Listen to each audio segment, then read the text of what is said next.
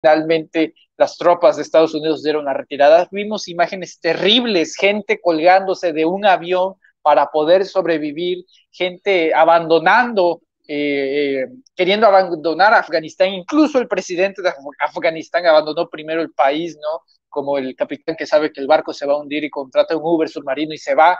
La gente en Afganistán preocupada, pero hay otro sector que está muy tranquilo, que son pro-talibán, y otro sector que simplemente quería huir como fuese, como diera lugar en el aeropuerto de Kabul, en el aeropuerto internacional de Kabul, que bueno, se dice muchos de ellos espías, informantes, traductores, los que estaban metidos ahí con el ejército de Estados Unidos y que sabiendo que pues no iba a prosperar, abandonaron y bueno, se querían ir con ellos. Imágenes muy lamentables, la violencia vuelve a asediar, si no es que se vuelve a expandir en Afganistán, pero hay muchos sentidos, desde que los medios de comunicación en Estados Unidos están comiendo a Joe Biden como una chuleta en SummerSlam, y luego que no sabe muy bien la comunidad internacional cómo tomar este primer paso, porque la ONU pues sabe muy bien que tiene una responsabilidad, la autodeterminación de los pueblos, y bueno, los talibanes precisamente recuperan el terreno que pues el propio Estados Unidos invadió con Osama Bin Laden, pero esta es tu materia, así que ilústranos, querido José Manuel, en este punto, ¿qué está pasando en Afganistán y si está cerca de concluir este capítulo estrepitoso? Yo creo, mi querido Manuel, que está muy lejos de que se concluya. Vemos a un Afganistán pues a la deriva, como el caso de Libia, como el caso de Siria, como el caso de Yemen, en donde se meten pues las fuerzas militares de la OTAN y dejan un caos en estos países.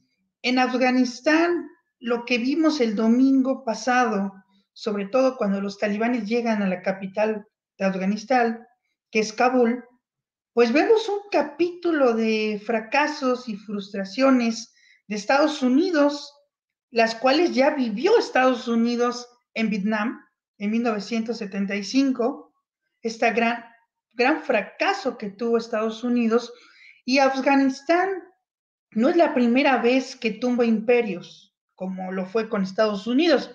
Hay que recordar que en la década de los 70s, 80s, pues la Unión Soviética, la URSS, también intentó pues conquistar Afganistán por sus pletóricas reservas de petróleo, por la droga, por la amapola, también por los gasoductos que salen desde Pakistán, y hay que recordar que Afganistán tiene una frontera con China, aunque sea muy pequeña esa frontera, es como la de Nuevo en Estados Unidos, es muy pequeña, pero pues es un punto muy importante para China.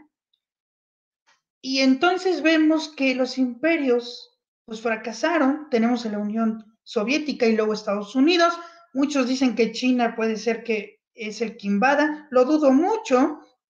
China le conviene tener buenas relaciones con los talibanes, porque hay que recordar que China pues tiene una región en donde hay personas, etnias, que son los uigures, que practican el Islam. Entonces, de cierta manera, a China pues no le conviene tampoco pelearse con los talibanes, le conviene llevar la fiesta en paz, pero yo creo que los que salen ganando de este fracaso, entre comillas, de Estados Unidos, porque Estados Unidos también ganó en la parte financiera varias cuestiones, aunque sí perdió dinero, pero ahí no podemos verlo tan de blanco y negro. Ahí debemos de ver sus matices, porque Estados Unidos también ganó de cierta manera en la parte financiera y a la vez no. En otras palabras, Estados Unidos se encuentra también en una crisis económica, como tú bien dijiste, mi querido Manuel. Vemos a un Estados Unidos dividido, vemos que la población está enojada con el presidente Biden, y yo siempre he dicho que el Partido Demócrata no es alguien, no es un partido que me guste, pero no nada más es culpa de Biden, yo creo que también es culpa de Bush, de Obama, de Trump y de Biden. Y yo creo que lo que podemos culpar a Biden, pues es la parte logística, y porque también perteneció al gobierno de Obama, pero ya se está diciendo que Biden no estaba muy de acuerdo con esta invasión, pero aún así participó y tuvo mucho papel en esta situación. Y yo creo que los últimos expresidentes, pues son responsables de lo que está pasando en Afganistán. por sus malas políticas en Oriente Medio. Ahorita vamos a ver una nueva pues reconfiguración en el Oriente Medio. ¿Quién se beneficia? Muchos analistas dicen que Turquía no. Yo, la verdad, no concuerdo. Yo creo que Turquía sí sale ganando, sobre todo porque Turquía puede tener un cierto acercamiento con los talibanes.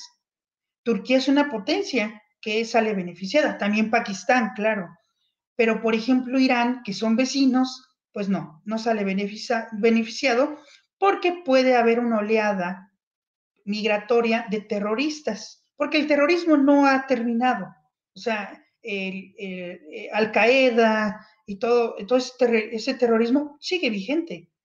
Y sabemos que esta guerra, mi querido Manuel, nos demuestra que la guerra contra el terrorismo realmente no es una guerra contra ellos, sino es una guerra de conquista territorial, geoestratégica, en la cual pues Estados Unidos no salió muy bien librado. Pero aquí no podemos caer en el maniqueísmo de que Estados Unidos perdió y China y Rusia ganaron. No, porque como ya lo he mencionado, China tiene pues también sus líneas rojas y si los talibanes tocan la región de Xi'an, donde se encuentran los uigures, pues puede ser que se arruine la nueva ruta de la seda, que es un gran proyecto de China. Y por otra parte, Rusia, pues hay que recordar que tiene una población musulmana en el sur. Entonces es muy delicada esta situación y yo creo que Afganistán está en una situación muy complicada. Los talibanes dicen que ya no son radicales, lo dudo mucho, pero es un claro ejemplo de cómo pueden destruir imperios y cómo los sepultaron. Y Estados Unidos pues ya no está ganando en guerras y vamos a ver que en Afganistán va a tener un destino parecido a lo que vemos en Libia, a lo que vemos en Siria, que están en la deriva, desgraciadamente. Eso sería. Incluso a Afganistán se le conoce como el cementerio de los imperios, ¿no? Sí. Y con Alejandro Magno también. Alejandro Magno, sí, con varios componentes ahí. Afganistán, sí, sí. Lo que pasa es que Asia Central es muy geoestratégica. Incluso Brzezinski, que fue ex asesor de seguridad de James Carter, él decía, quien controla Asia Central, pues va a controlar el mundo. Bueno, eso lo decía, ¿no? También Mackinder, otro geopolítico británico, porque Asia Central es muy rica en reservas de petróleo, de gas, de agua, de minerales, de gases raros. Hay que recordar que Irán pues es una potencia de gas natural, al igual que Rusia, creo que es la segunda, tienen el Golfo Pérsico. Si nosotros vemos el mapa de Oriente Medio, Afganistán conecta con Pakistán, conecta con Irán y ahí está también pues, el Golfo Pérsico con grandes reservas de petróleo. Y otra potencia que juega en este mapa regional es Arabia Saudita. Casualidad que no lo mencionen, pero Arabia Saudita se dice que patrocinó a los talibanes, porque hay que recordar que los talibanes surgen en la década de los 90. Los talibanes en el lenguaje pastún significa estudiantes. Y bueno, ellos quieren implementar la ley islámica sunita. Ellos son sunitas. Y bueno, son radicales contra las mujeres, les obliga a que usen burka, las niñas de 10 años al cumplirlos ya no pueden ir a las escuelas, no pueden salir sin la compañía de un hombre, etcétera. Son radicales en ese sentido. Pero los talibanes pues tienen su historia y fueron financiados, como algunos arguyen, pues por Arabia Saudita, que es otra potencia regional, es otra potencia que juega en el Medio Oriente, al igual que Israel, pero Israel perdió. Y ahorita Israel pues tiene problemas con Hamas, con Hezbollah, y también Israel no sale tan beneficiado pues de esto. Entonces ahí vemos, como lo tenemos en pantalla, pues el Medio Oriente es muy jugoso, veamos cómo conecta con Europa y Turquía, que pertenece a la OTAN y también es parte un poquito de Europa, pues puede jugar un papel muy importante ahorita, porque es una potencia regional que está resurgiendo entre los muertos, y hay que recordar que su presidente, Erdogan, pues es un nacionalista otomano, es muy radical. Hay que recordar todas las acciones que ha hecho durante su gobierno, ha convertido museos en mezquitas, etcétera. O sea, trae una política muy radical de nacionalismo. y eso puede provocar que tenga sus aires de conquista. Entonces, es muy interesante la reconfiguración. No tarda Estados Unidos salir también como humillado de Irak y de Siria. No tardan en salir humillados también de esos países. Estados Unidos ya está en crisis, va a necesitar nuevos aliados y como yo te lo comentaba en privado, mi querido Manuel, a mí se me hace muy raro la reunión, que en geopolítica no hay coincidencias, ¿no? Que la reunión entre Biden y AMLO sea el 9 de septiembre. Muy interesante, ¿no? Días antes del A 2 días aniversario antes del del 11. 2000, a 2 días, exacto, al aniversario de las Torres Gemelas. ¿Cómo ves? En el vigésimo aniversario de la caída de las Torres Gemelas. Interesante, José Manuel. Permíteme preguntarte para concluir este tema, porque acaba de sacar un comunicado muy interesante el presidente Andrés Manuel López Obrador. Pero antes, para concluir con este tema, Claro. electoralmente ya perdió Joe Biden de cara a las elecciones intermedias. ¿Tú ves desestabilidad electoral para Joe Biden y el Partido Demócrata en las elecciones intermedias? En este momento Biden tiene muchos problemas. Tiene el problema migratorio, que ya se lo endosó a Kamala Harris, que también tiene problemas con el tema migratorio. No sabemos qué vaya a lograr Kamala Harris con el tema migratorio. Ella pues está construyendo su carrera presidencial. Creo que ahí también les pueden dar un golpe duro. Ahorita el trumpismo se está articulando diciendo, bueno, fue un fracaso en Afganistán, que hay que recordar que Trump fue el que empezó la retirada de las tropas. O sea, aquí no podemos decir quiénes son buenos y malos. Aquí nada más hacen estrategia y pues lo hacen muy mal, ¿no? Sobre todo Trump y Biden. Pero bueno, eso después lo podemos tocar. Pero sí puede haber ahí un conflicto en las elecciones intermedias, pero hay que recordar, mi querido Manuel, que antes de las elecciones hay un octubre sorpresa. Entonces Biden puede tener un octubre sorpresa. Todavía no, yo no lo daría por muerto. ¿Por qué crees que Nicolás Maduro está negociando con la oposición venezolana en México?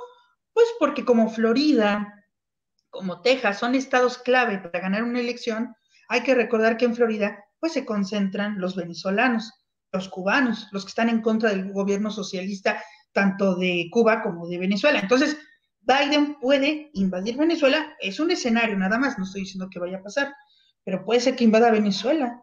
Y por eso Maduro ya se está adelantando en negociaciones para que no pase esa invasión. Puede ser un octubre sorpresa o puede haber otro octubre sorpresa, pero Biden puede tener una carta, porque todavía falta mucho, todavía falta. En Estados Unidos los tiempos son largos, entonces Biden puede sacar una carta que pueda tumbar a Trump.